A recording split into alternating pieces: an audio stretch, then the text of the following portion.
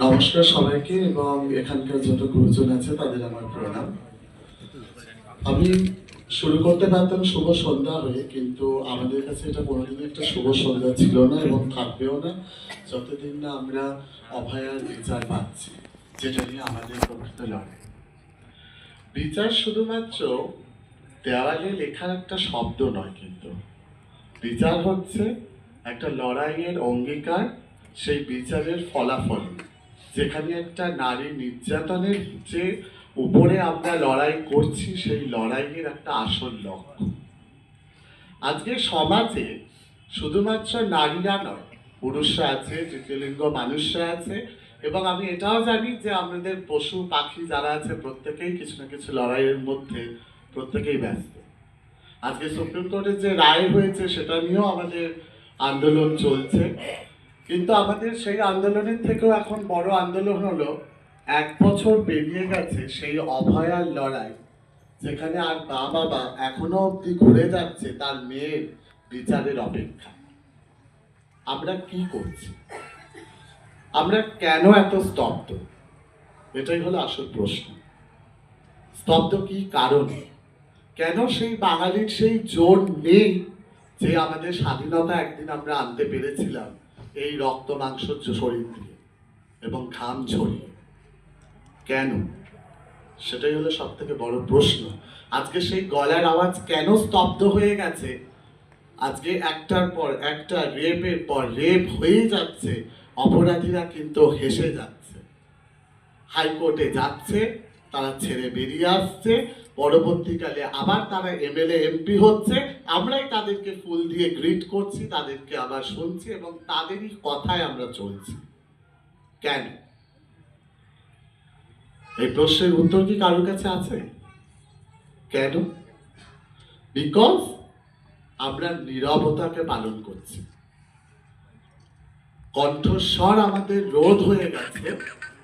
যে ভয় আমাদেরকে চেপে রেখেছে, সেই ভয়কে ভেঙে আমরা বেরোতে চাইছি, সেটা আমরা ভাঙতে পারছি না। আপনাদের মনে কি একবারও প্রশ্ন জাগে না যে আজকে যদি আমার মেয়ের সাথে কিছু হতো, আমার পাড়ার বোনের সাথে কিছু হতো, বা আমাদের পাশের বাড়ির কারোর সাথে কিছু হতো, তাহলে এটা কেন আমরা কি বলতাম বা চুপ করে থাকতাম? কেন? আজকে প্রতিটা মানুষ রাস্তায় যখন যাচ্ছে, দাঁড়াচ্ছে, তারা বুকের মধ্যে একটা ভয় নিয়ে যাচ্ছে যে আমরা সঠিকভাবে বাড়ি ফিরতে পারবো কিনা। প্রতিটা মেয়ে যারা কাজ করছে, ইভেন জার্নালিস্ট থেকে শুরু করে ইঞ্জিনিয়ার্স কি officers what ever, even police মহিলারা, তারা নিজেরা বলছেন যে আমরা নিজেরাই সুরক্ষিত নই, তো আপনাদের কি সুরক্ষিত দেব? তাহলে এইটা কেন? আমাদের কি বাংলা সেটা কি ছিল আদৌ? সেটা কি সত্যি আমাদের সোনার বাংলা? এটাই কি আমাদের ভবিষ্যৎ, যেখানে প্রত্যেকটা নারী একটার পর একটা নির্যাতন হয়ে যাচ্ছে, আর দুদিন পরেই আমরা আবার দুর্গাপুজো করছি সেই নারীকে, সেই নারী নারী বলেই লাফিয়ে উঠছি, যে নারীকে আমরা প্রতিটা সময় শোষণ হতে দেখছি। আবার যখন শোষণ হচ্ছে তখন আমরা কণ্ঠ রোধ করে আমরা বসে থেকে আমরা দেখছি জিনিসটা। আজকে সমাজের মধ্যে এমন একটা বিকৃতি তৈরি হয়েছে, যে বিকৃতি হচ্ছে আমার সাথে তো হয়নি, ওর সাথে হয়েছে। আমরা সমবেত নই কেন? আজকে আমরা সমস্ত নাগরিক যদি এক হই, এক হওয়া যায়, আমরা যদি ইউনাইটেড থাকি, তাহলে কিন্তু আমাদের ভাগাটা খুব কঠিন, এবং সেই বিচারটাও আমরা আনতে পারবো বলে আমরা মনে করি। আজকে অভয়া 1 বছর হয়ে গেল, তার মধ্যেই কিন্তু অনেক আরো রেপ কেস হয়ে গেছে। সব থেকে বড় রেপ কেস আমরা যেটা দেখতে পাই সেটা কসবা ল কলেজ রিসেন্ট যেটা হয়েছে। অভয়ার পরেও কি তারা শিক্ষা পায়নি? না, তারা জানে যে আমরা যতই রেপ করি না কেন, আমাদের মাথার উপর আছে গডফাদার, তারা আমাদের ঠিক বাঁচিয়ে নেবে। তাহলে আমরা কি করছি? ছোট জগন্নাথ হয়ে বসে আছি?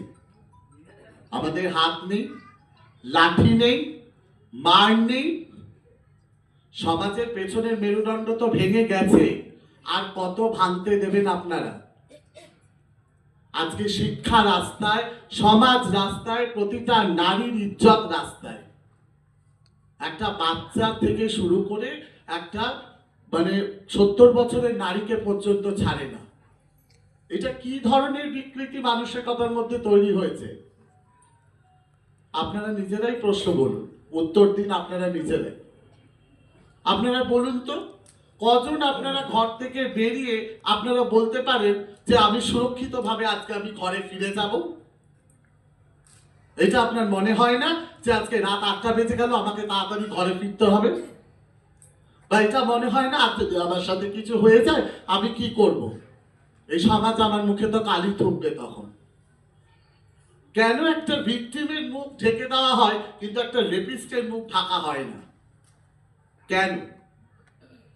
বিকজ আমরা সবসময় লোককে দোষারোপ দিতে চাই, তার রুটসে যেতে চাই না, রুটসটা দেখি না কেন হয়েছে বা কি হয়েছে।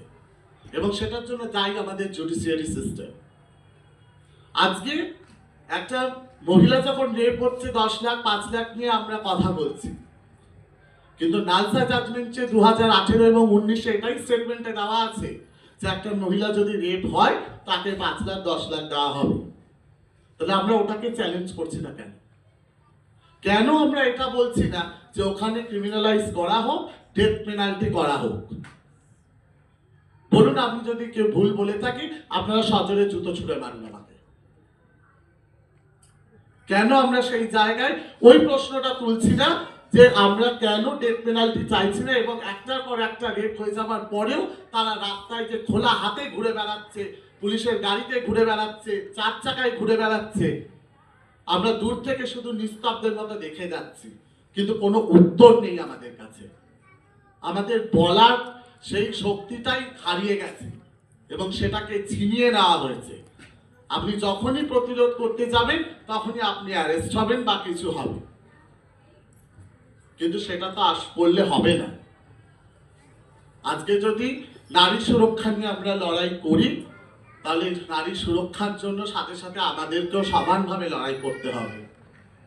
এবং এটা শুধু আমার বলে নয়, এটা সমগ্র মানুষের হয়ে আমি বলছি যে আপনারা প্রত্যেকে এক হন, এক হয়ে এই নারী সুরক্ষার জন্য প্রত্যেকে লড়াই করুন। এবং আমাদের অভয়া, যে আমাদের বোন ছিল, একজন ডাক্তার ছিল, সমাজের একজন প্রতিষ্ঠিত নারী ছিল, আজকে তার চিৎকার কিন্তু এখনো অব্দি চিৎকার করছে, ওই মূর্তিটা দেখে বুঝতে পারা যায়।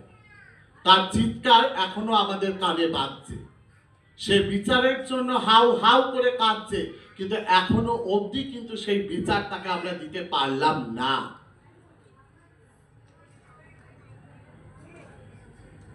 আশা করি আর কিছু বলার নেই। ধন্যবাদ।